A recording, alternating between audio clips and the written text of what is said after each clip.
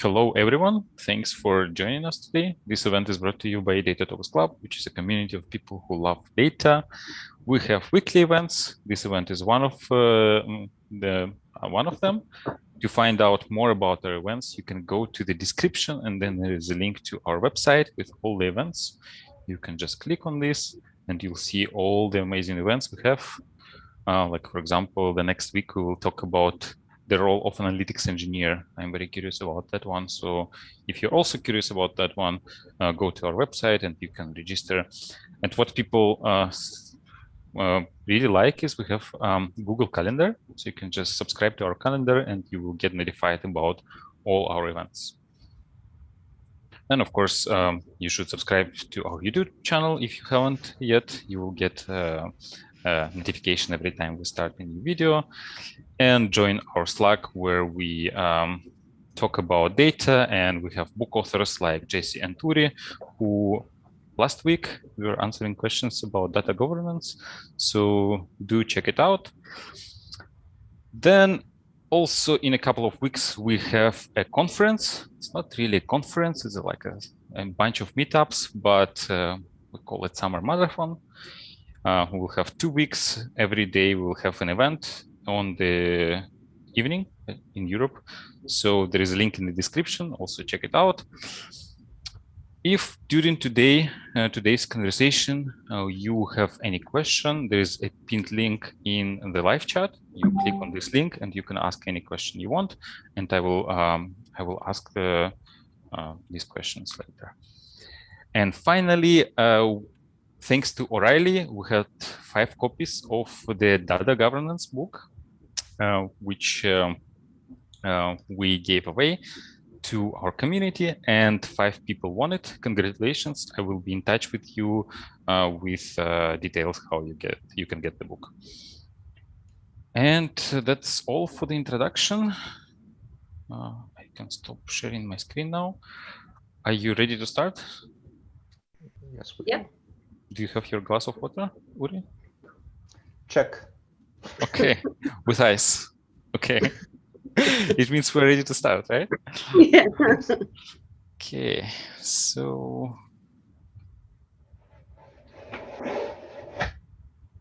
let me just get my notes. And yeah, this week we will talk about data governance.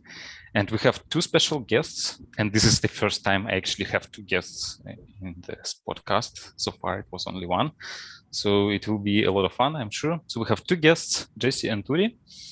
They both work on Google, and they both are co-authors of the data governance book that we just saw. Jessi is a senior user experience researcher at Google Cloud. She conducts user studies with customers, and then she uses these findings to shape Google's data governance program and products. And Uri is a product manager at Google, and he's leading data governance efforts in Google. So welcome. Thank you. Hello. Yeah. Before we go into our main topic of data governance, let's start with your background. So maybe we will start with Jessi. Jessi, can you tell us about your career journey so far? Sure. It's been a long one. I've done a lot of different things. I started out as a psychology major and looking at research, loved research. Back in the early 2000s, there weren't a whole lot of jobs for somebody who had a degree in psychology. So I bounced around and did a lot of different things, real estate, coaching, athletics, until I finally found this thing called UX research. And I'm like, what is this UX you speak of? And it was this perfect marriage of psychology and actual useful stuff that you could do for people that was pretty immediate. So I started in that maybe 7 or 8 years ago. And I worked at T-Mobile on their enterprise products for about 4 years until I moved to Google. And I've been here working with Uri pretty much the entire time I've been here at Google on cloud and data governance for the last 3 years. Yeah, thanks, Uri. Yeah, well, my background is much more banal, I guess, for a product manager. Just say I never knew you were in real estate, so every day you learn something new. I've spent the last couple of decades, like I started off as an engineer in a security company. I moved to product because people were tired of me criticizing the product. And then you were like, how about you actually do something about prioritizing those criticisms? I've spent several years in security company, was an early employee in Forescout and Checkpoint, was most recently before Google, the vice president of product management in a security company called Mobile Iron for endpoint devices. It's kind of funny how I got to Google, because throughout my career, it's been a couple of decades now, I've been caring for data on endpoint devices. And the Google offer was really about, how about you sort of cross the mirror, cross to the looking glass, and get to care for data at the source, at the server side, at the cloud provider side. And data governance has been around for a long, long time. It was something Google has been doing for Google throughout its history, but it was an initiative that basically the challenge was to bring data governance to Google Cloud customers. And I'm sure we'll talk more about that. So now you also care about security, but from a different angle. Yeah, yeah.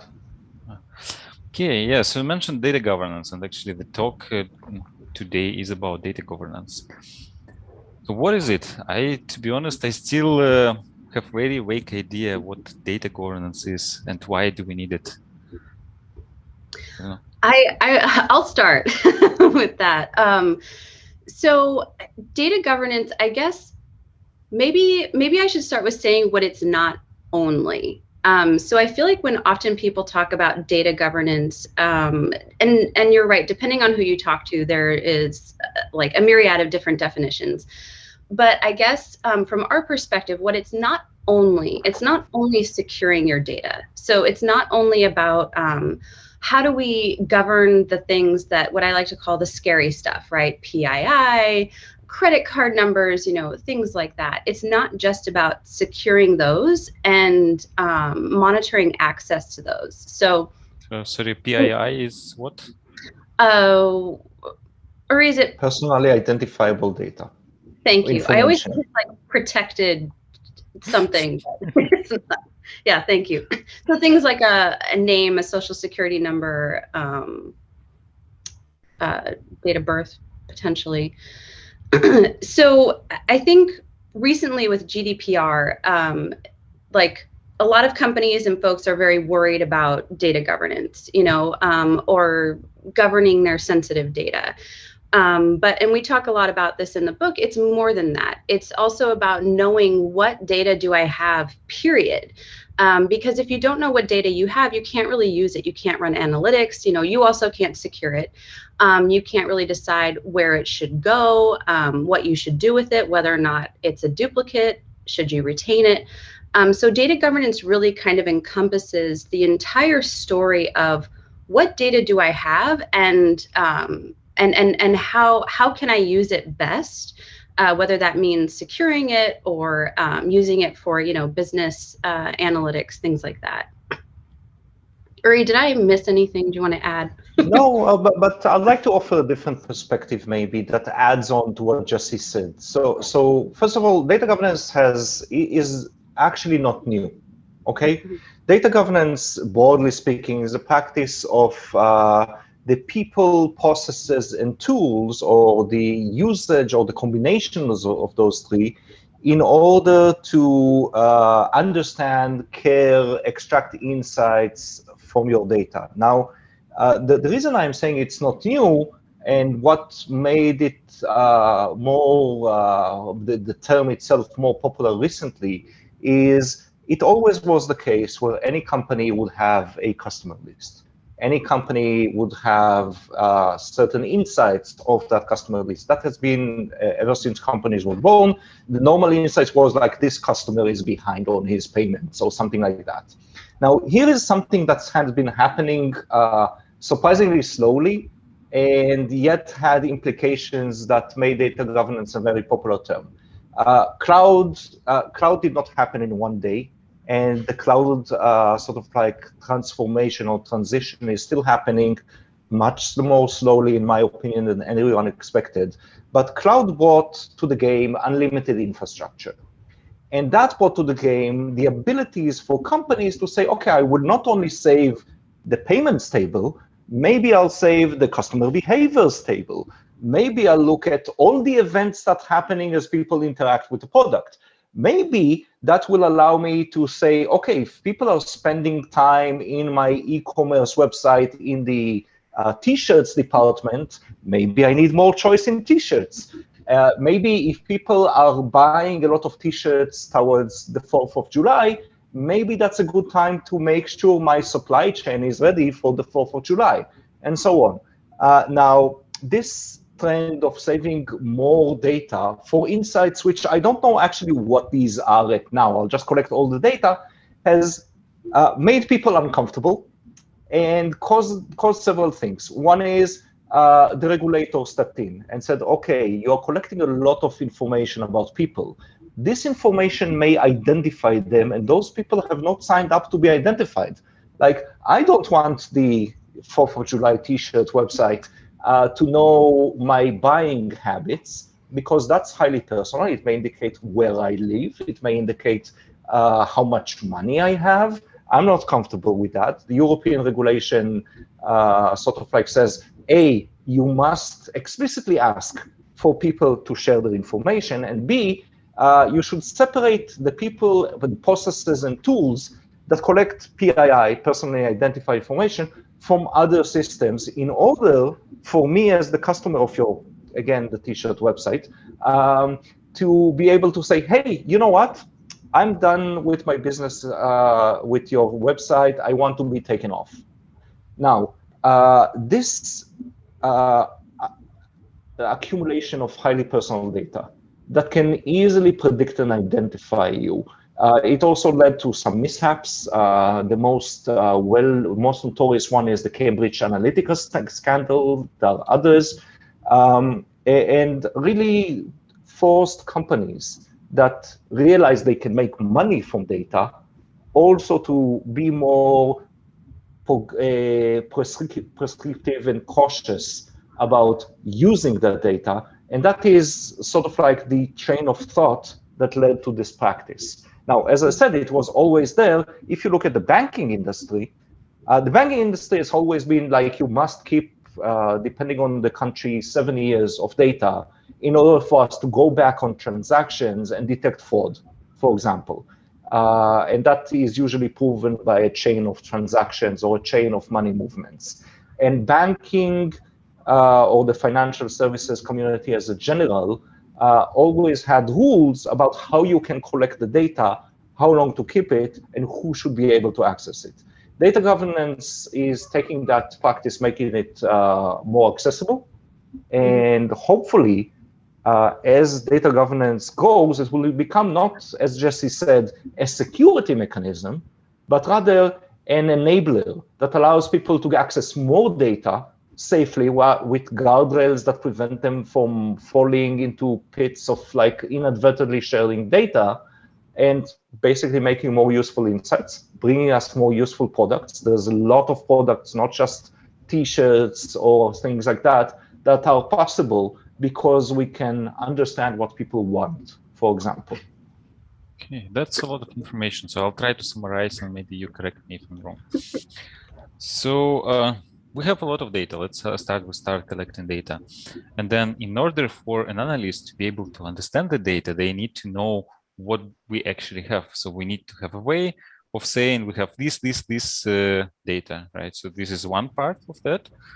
So actually having the data itself, then having the tools to access the data, right? So there are tools to access the data, there are tools to catalog the data, and how people go about, so the third component you said, processes, so how people go about accessing the data, how people go about collecting the data, how people go about storing the data, and all that, right? Did I miss something? And I think you mentioned also banks. So in banks, the rule of keeping the data for 7 years has been around for quite a while. And this is one of the, that's one of the data governance rules, right? So they say, okay, we must keep the data for 7 years. So this is a rule they have to follow, and this is how they define data governance, right? So they build. That's a good example. Retention, which is how long or how short you retain the data, is an example of a data governance policy. Yes. Okay, and we have a bunch of policies like this, and then collectively, they're called data governance, right? Mm-hmm. Okay. Very good. Okay.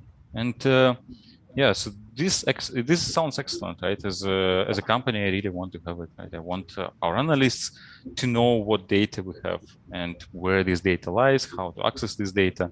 So how do I implement this? What do I actually need to implement this data governance?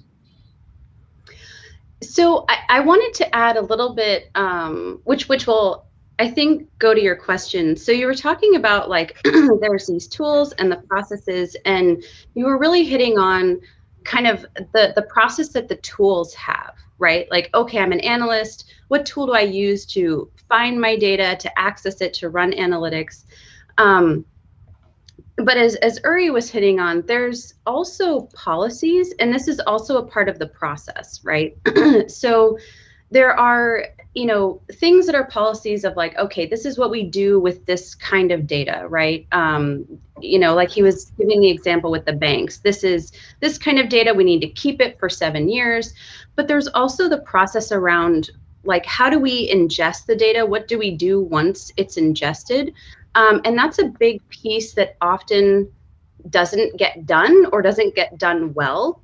So when Uri was talking about, okay, everybody wants to collect all this data. So what a lot of companies do is they just collect it and dump it, right? Let's just dump it somewhere in this big, blob storage or whatever. And then we're going to figure out what to do with it later. And I'm not saying that there's anything wrong with that, but then you need a process of how do I go through that and then find out what it is and then classify this. So, and I know you had a question, like we're probably going to talk about data catalogs later, so I'm probably hitting on it a little bit early. But if we're talking about how do I implement data governance first, you first kind of have to start with saying, how do I want to classify my data? What are the different data classes that I want to identify? Okay, this is sensitive stuff. This is business critical, I mean, even simple things of like, like let's say that you have revenue data, and depending on how you call it, they might be 4 different kinds, right? There could be ROI, there could be sales, different kind of classes or different kind of labels that you want to clump together in a class. So really it's about defining what are these different data classes that you want to have and going through your data to then map what you have to these different classes. At least it's kind of a first starting point. There's a lot more, but Uri, did you want to add on to at least kind of this classification part? Yeah, a little bit. So again, don't start, it's with the time saying that, don't start from a technocratic point of view. Like you want to have data governance. Great. Why? What are you subject to regulation? Are you afraid of data exfiltration? Are you in a business that requires you to have a certain liability or a certain accountability to customers? Out of that like core reasoning, which may be multiples of those things, you need to, as Jessi say, now understand, as a business, I need to understand what kinds of data do I hold on, and then Jessi went into classification, which is a very, that's the way to go about it. And then I like, why am I concerned about data governance? Which means what kinds of, or that relates to what kinds of data do I want to do something about? And then the third part, which is what policies do I want to put in place in order to get to that why answer and answer it with confidence. That's very high level. The next step will be to pick, go. Yeah, so like you mentioned that, like we should ask ourselves why we need data governance. So why, before we implement this, we need to ask this why question. And I'm wondering if there are reasons why we do not need it. Like maybe it's just an overkill for us. Maybe we're a small company, or we don't have that many analysts, or maybe we don't store sensitive data. What kind of reasons we can have not to have it? So Jessi mentioned a bit about like data is valuable because otherwise you wouldn't be collecting it, right? So if data is valuable, you pretty much want to make sure that you know what you have, where it is, and how to access it, which is the act of cataloging, which is an act of data governance.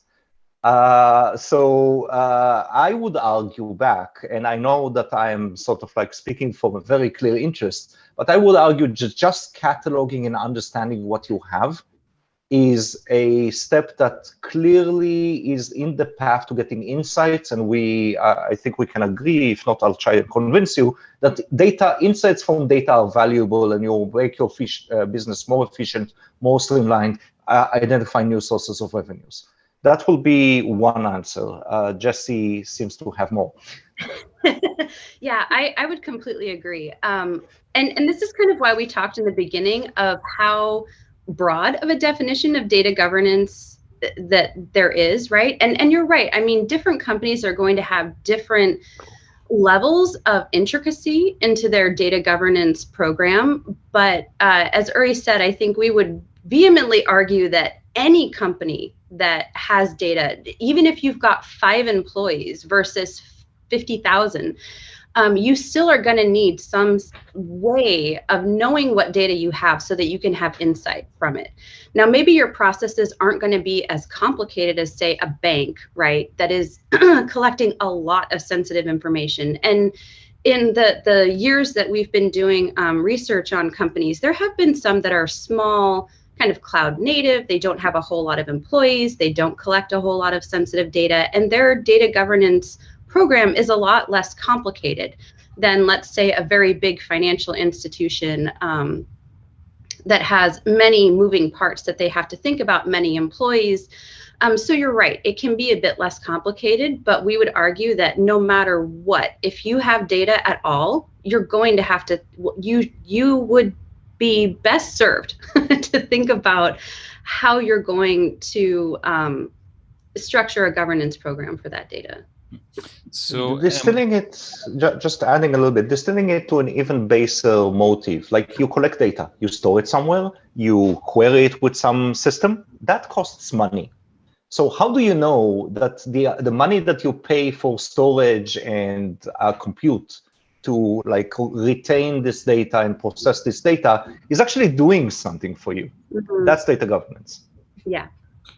So it's not a question whether we need data governance or not. We do need it, but the why here, the question we should ask ourselves is, what is the reason we need it? So it's clear we need it, but why we need it, right? It's not like a decision between yes or no. It's a decision between, okay, what are the aspects, what are the problems we want to solve first with this, right? Before starting to implement it. Exactly. Yeah, you're totally right. And that's going to help you figure out how extensive of a data governance program am I going to need? And Uri's completely right. You know, yes, you're going to need it, but figuring out that why. Is it because I'm collecting a bunch of sensitive data? Am I going to need to show regulators a certain something? Is business asking us for, like, you know, our t-shirt website, right? Well, are there differences in 4th of July versus other times? Do we need to increase our supply chain, right? So answering those kinds of questions, those are the things that help you figure out what parts of a data governance program do I prioritize first, you know? And I guess most of the time the answer is data cataloging. Like, you need to know, you need to have this catalog of data. You need to know what kind of data you have. And you started that we need to classify the data. So we need to know, first of all, what kind of data sources we have. And then for each data source, we need to understand this field in this data source. Is it, I don't know, personally identifiable or not? Is it, like I think you mentioned, business critical? Mm-hmm. So what kind of classes can we have there? in addition to these two? That's a good question. Uri, I think you're more familiar with a lot of the different classes. So the classes, yes, thank you. The classes of data really are not like, there's not like a preset like dictionary of classes you use for every purpose in every business. The classes of data are really defined by yourself. There are examples of classes of data, which I'll go over, but they're defined by yourself as groups of data I want to assign a specific policy or a specific governing method to. Here are common examples bandied about in the industry. One is, we already mentioned, PII. We mentioned PII because the European regulator really made a point of like, you must separate PII from other kinds of data. PII is personally identified information. That can be, as Jessi mentioned earlier, a phone number, which can clearly identify you in this day where everybody has a phone, or a phone hardware number, or an address, or a name. And it actually depends on the kinds of business you are, because in some businesses, you may be collecting names and addresses, but not in an identifiable manner. Maybe Google Offices is an address, for example, but it doesn't identify people. There's like, I don't know how many thousands of people working there.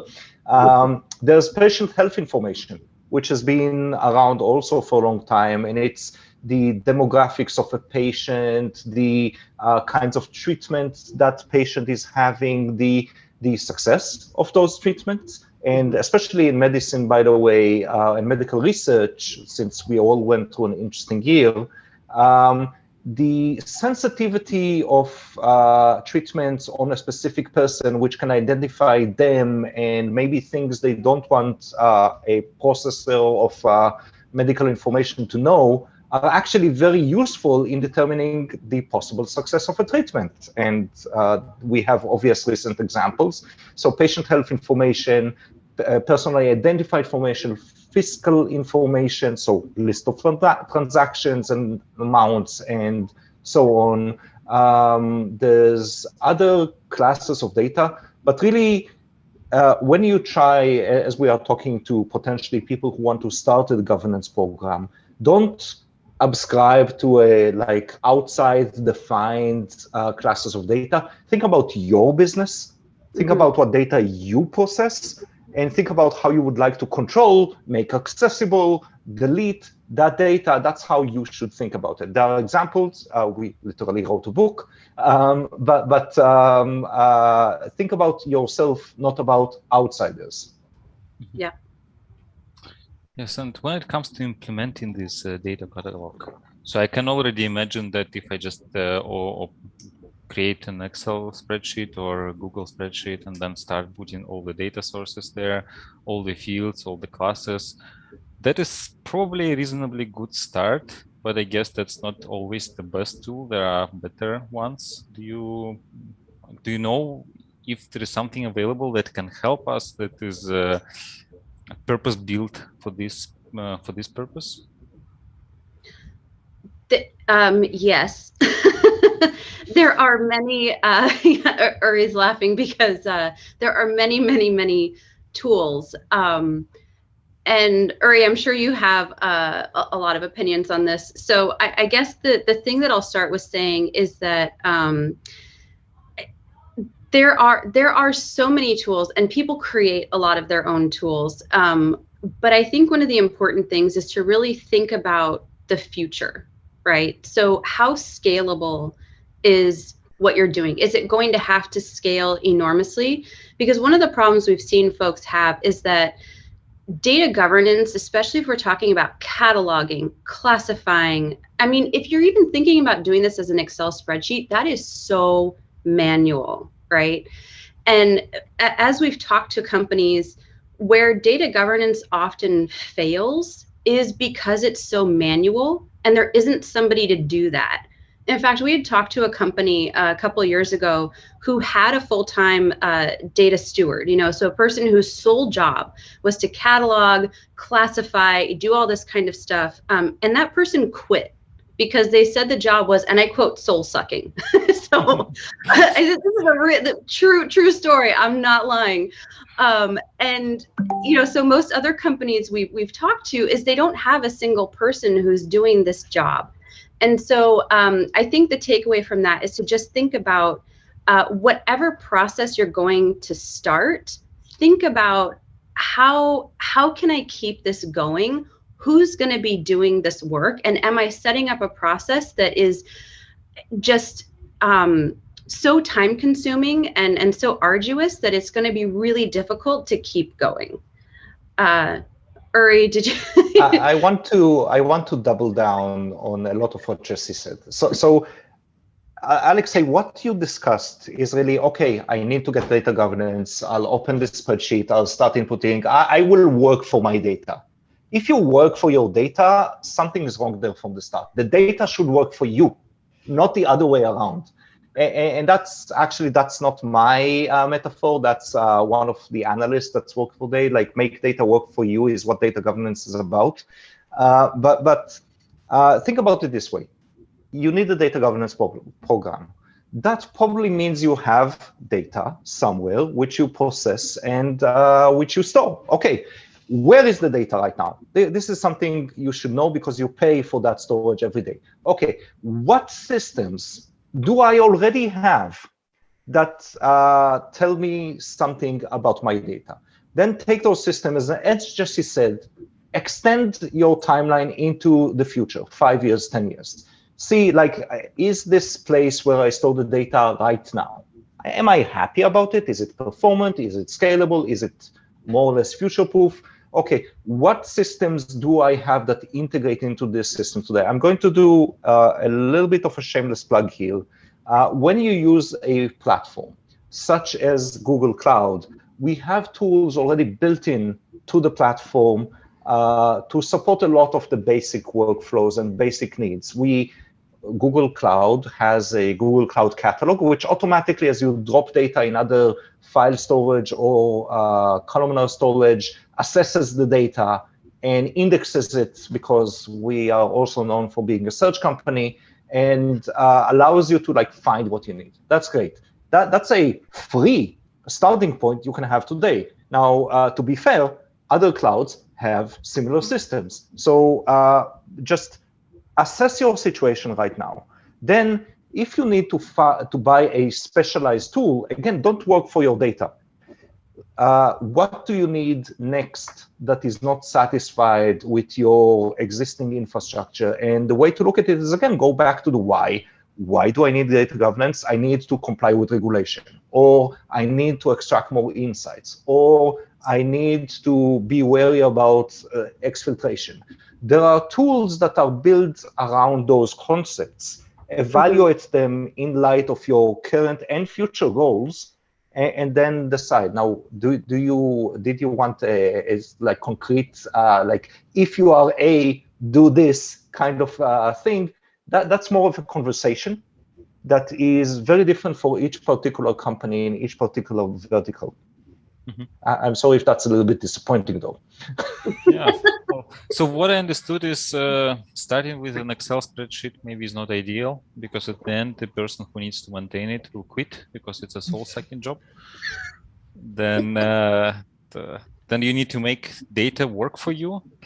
And there are tools who actually go there, look at your data, and organize it. Yes, but I guess this manual component, this human component, will not go away, because at the end you still need to make a decision if this particular field is personal or not, personal identifiable or not. Is this particular field is business critical or not? So there still needs to be a person who looks at this and makes this classification, right?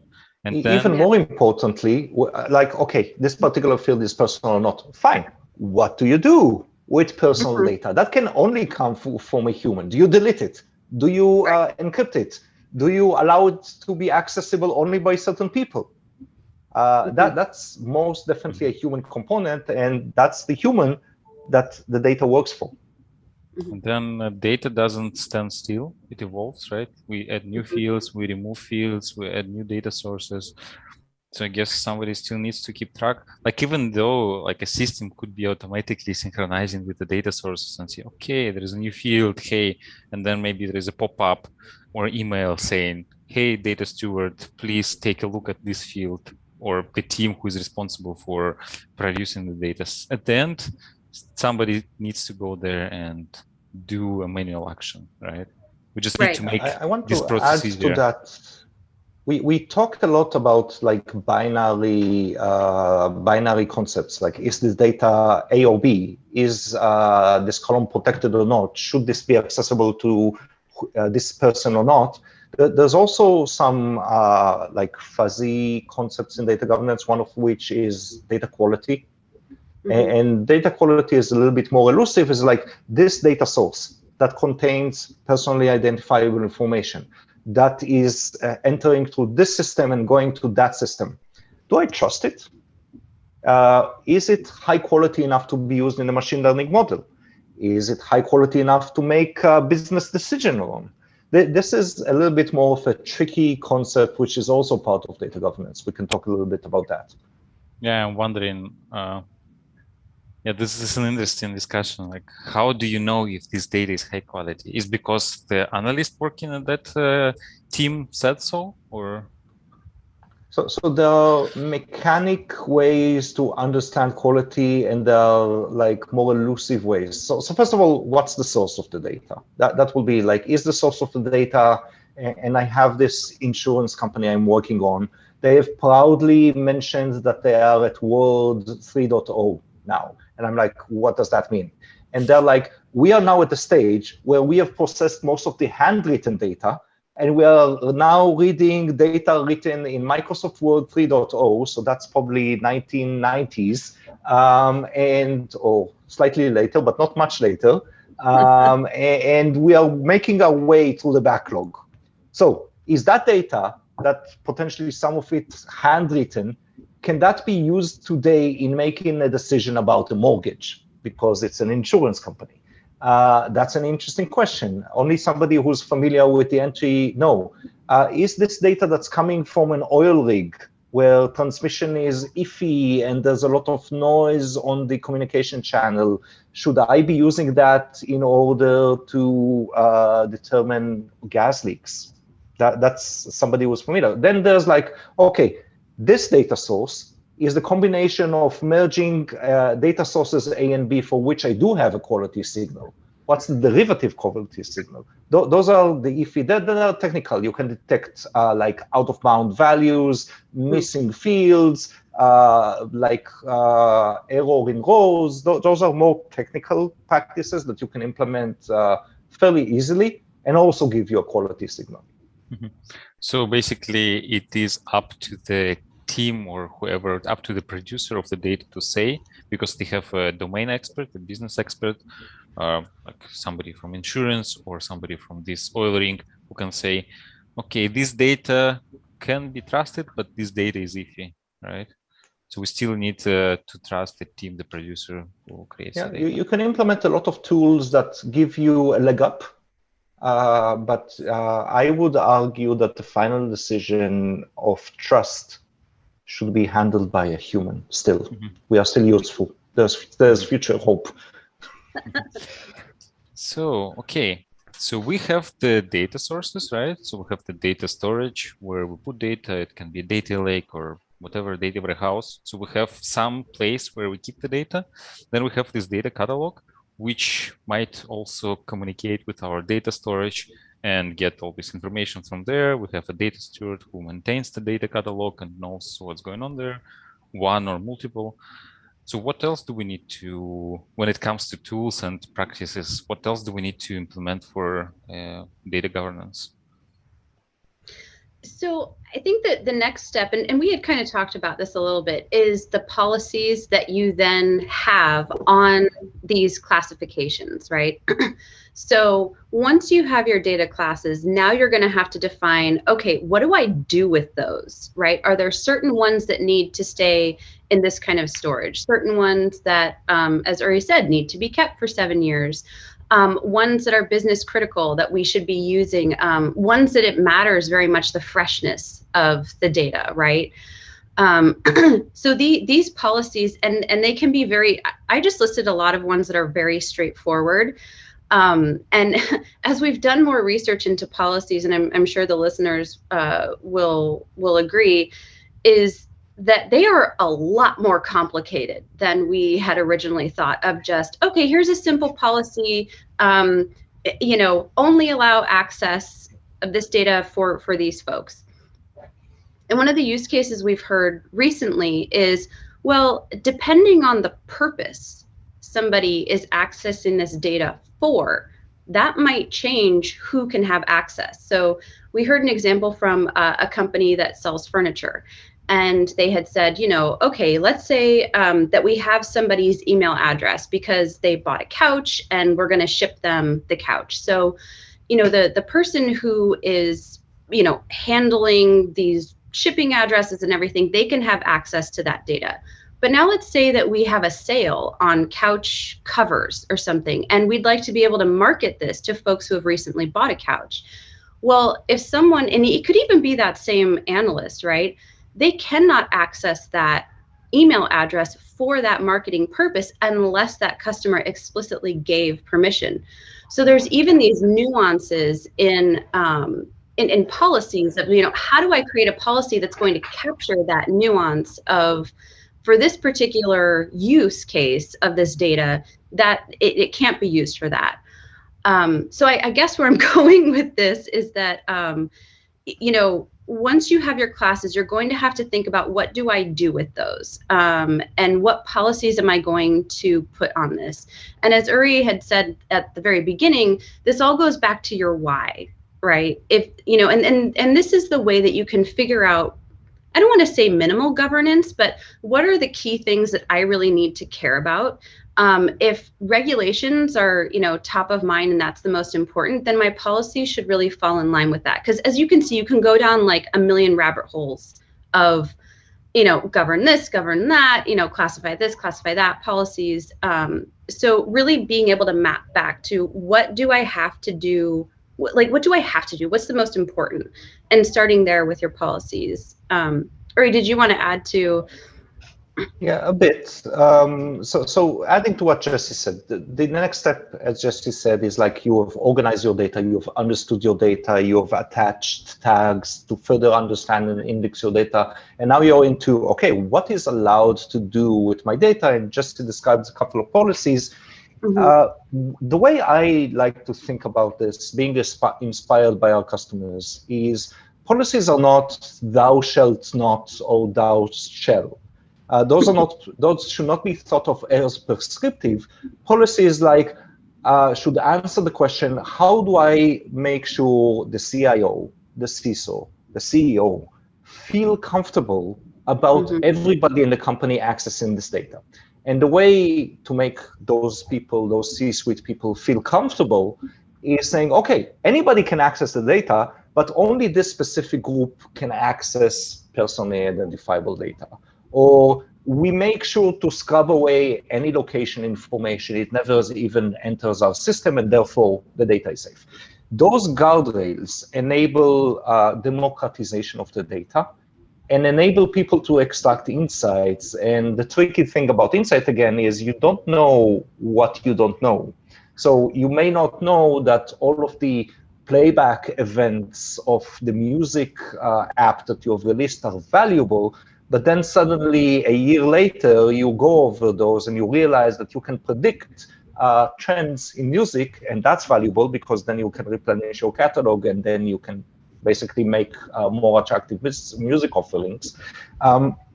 There's mechanisms in place that, now we're talking about tooling, that allow you to do, so Jessi mentioned how you can make email available for everyone, but make sure that when somebody accesses data, they attest purpose, then they can very easily mass mail about the new couches, and the system makes sure that only those people who opted in for email communications will actually get the notification of a new couch, I guess.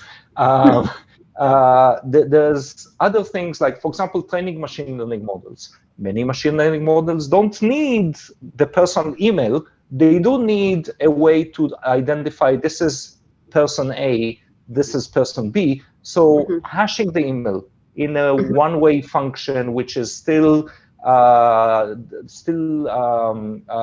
so one-way hash that is still unique, will make sure that you don't expose any personal information, but still you can differentiate between humans to do things like count distinct and aggregate by and so on, which will create a hopefully useful machine learning model to predict shopping trends. Yeah.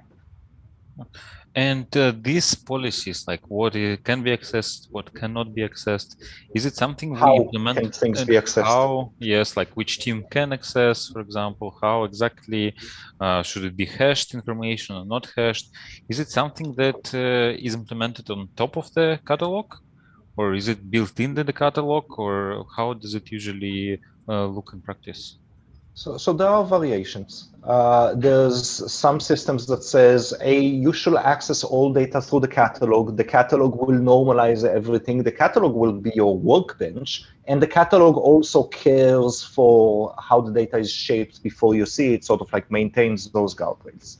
That's one approach. The thing I like about this approach is it's a central choke point for governance that is sort of like equalizing all the data. The downside of the system is it puts a constraint about the tools you can use. You can only use the catalog as an interface or tools that interface with the catalog. Again, being a little bit biased here, but I would correct towards a system that makes sure the actual storage system implements the governance with a central control plane and a dashboard and so on. But having the storage implement governance means you can use any tool that can access the storage and still be safe. And that opens up compatibility with much more tooling. Again, at the end of the day, nobody should be, maybe besides like Jessi Data Steward, which hopefully we made much happier, nobody should be working to figure out the guardrails. The guardrails should be invisible and enable you to use whatever tool you want to do to generate the business purpose you came to the data for. But I guess there should be some central place where I, as an analyst, or I, as a data scientist, can go and say, I need this piece of data.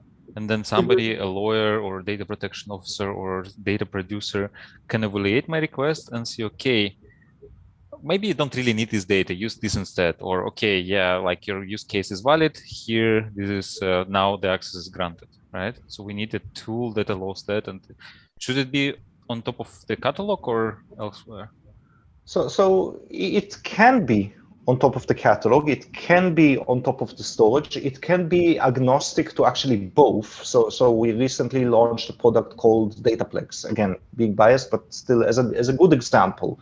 Dataplex actually sits beside all the storage systems in Google and basically tells you, hey, these users have access to this data. Are you happy about this? This data is accessible for these users. Are you happy about that?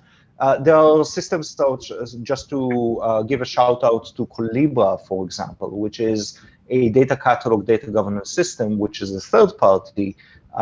They implement a shopping cart experience, really, which is exactly as you described, Alexei. It's like, I need the financial information for the last 2 years in order to perform fraud analysis. And I search for financial information in the last 2 years. I'm presented with certain data marts, and I can request access to that, and you get like a shopping cart experience with authorizing and auditing, which is another concept of data governance, which records this transaction, which is also important. I think one thing to add too is that, Alexei, a lot of what you were describing, it's manual too, right? And as Uri said, you have to have people involved, right? That is going to be important. But again, this is another place to think about how much of this can I sort of automate or make easier for myself? And I think this is kind of what Uri is getting at too. If my storage system can implement some of this, if my data catalog can implement some of this, of, I've classified my data and now I've added tags, and these tags do certain things with the data, then it doesn't become always on the onus of the data producer or something, an analyst always, we've talked to a lot of data producers or, data engineers who are like, oh man, I spend so much of my time having to deal with requests of analysts and data scientists wanting this data set. Why do you need it? And then I give it to them and then they don't use it. And now I got to do another one. So I'm sure many people are familiar with that. So the more systems, when you're kind of thinking about this process that you can implement that will help make some of that stuff not so manual, whether if that's a tool that you use or just the way that you've classified it and tagged it, that will help you also. Thank you. Yeah, we have a question actually from Mahmoudul. So it's also about the data catalog. So how can we systematically evaluate data governance initiatives such as having a data catalog for data access? So how can we prove their value to the business? That's a good question. I would go back to the business objectives, okay, and start at the highest level. Okay, you are storing a lot of data. You are spending efforts and compute resources, which also cost money, on processing this data. Here's a question which can easily be answered with the catalog, and it easily addresses, like, what is the relationship between the money you spend on storing the data and the usage of that data? A catalog can answer that question, and a catalog can show you the most used tables and so on. And then you can make decisions such as, hey, you know what? This is a lot of archival data nobody is touching. Let's move it to cold storage, which is cheaper. That would be one way. There's the also other way, which is like, I'm subject to regulation. This regulation can take a bite out of my revenues if I don't comply. So how do I prove easily, cheaply, without like every time there's an audit going into a lot of manual labor, that I comply? That will be another approach there. Jessi, do you have a couple more? Yeah, I would say, I think to add on to Uri's approaches, I think that's absolutely right. And, not to like beat a dead horse, but if you kind of go back to the original, what governance do I need? I think a lot of times folks look at, okay, well, I got to have this entire governance program and I need all these tools and this storage and all this headcount, and it's super complicated, super expensive, right? And kind of your C-suite's like, hell no, that's way too much. We're not going to do that. And I think oftentimes that's where this question comes from. But if you can look at what's the minimum, and we wrote a book on this, so obviously we don't think data governance should be like a bare minimum thing, but if you're trying to implement something, you got to start somewhere and looking at what's that minimum that I can do that doesn't require a huge amount of headcount, that doesn't require a lot of manual stuff, that's not a ton of expensive tools, is a place to start. And as Uri said, once you can start doing some of these things, you can start showing the value of, okay, we have all this data, now we're able to get more insights from it. And then it will start to sell itself. And then you can see, how do I expand from there? How to find this minimum?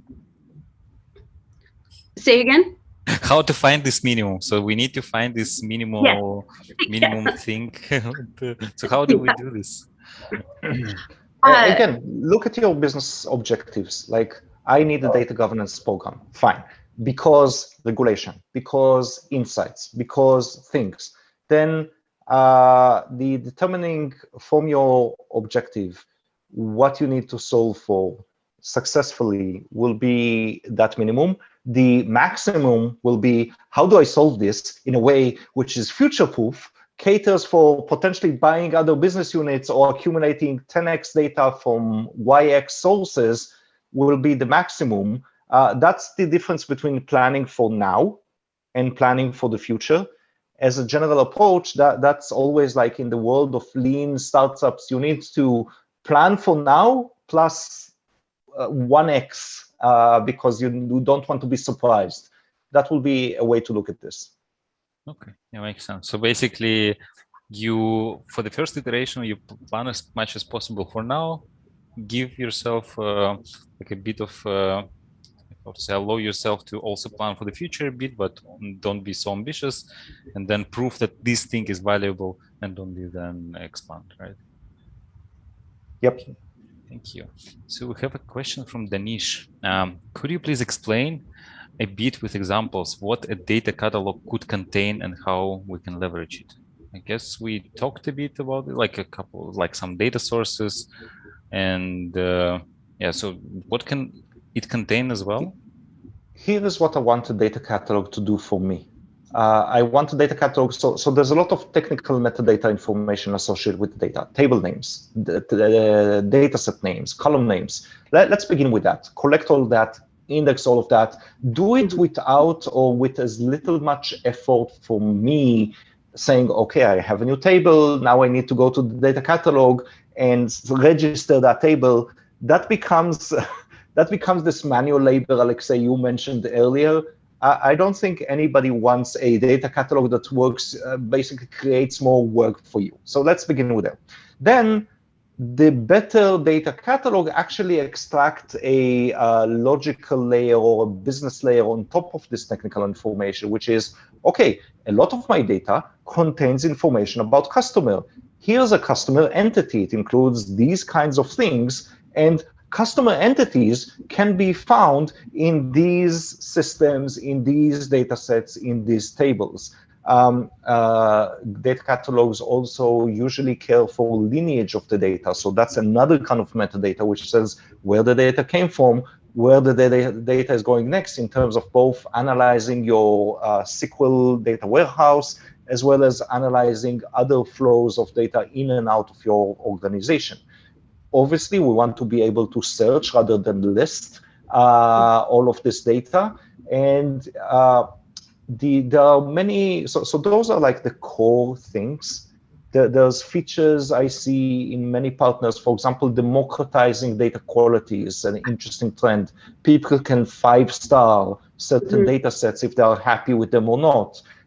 Shopping cart experience, which we mentioned earlier. Policy management is sometimes part of data catalog, sometimes not, because you already have a view of your data. Additional business metadata inclusion is something that is part of many data catalogs. It's like, I don't only want to know there's a customer entity, I want to add to that customer entity information about, is this an internal customer or an external customer, information that maybe only humans know.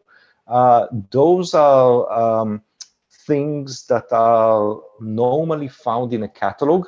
And again, think about the catalog as the dictionary that leads you to all of your data, where it is and what it means. So you go from a table in a data set in a query engine to what does this table mean? Where did it come from? Who uses it? How often is it getting used? So that will be the kind of information it's in a catalog.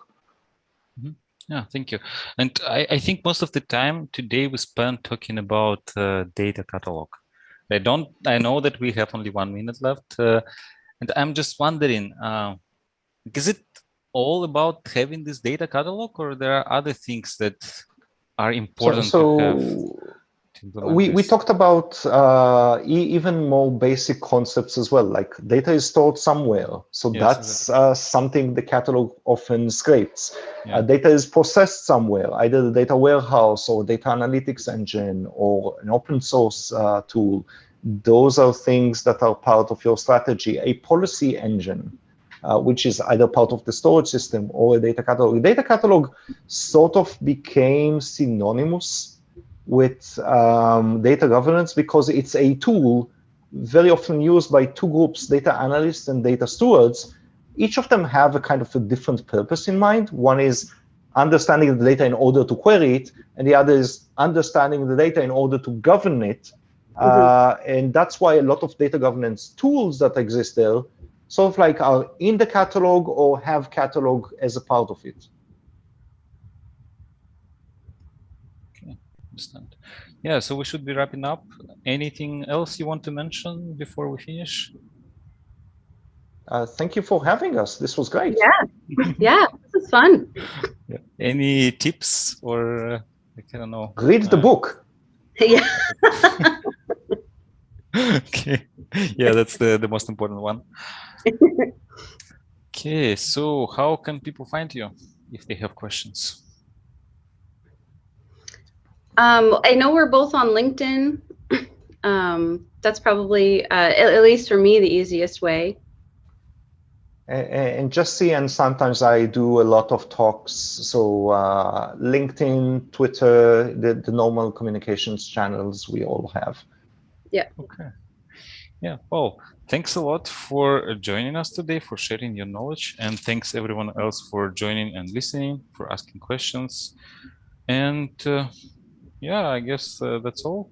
Have a great weekend, and see you next week. Thank you not so you, much. but our viewers.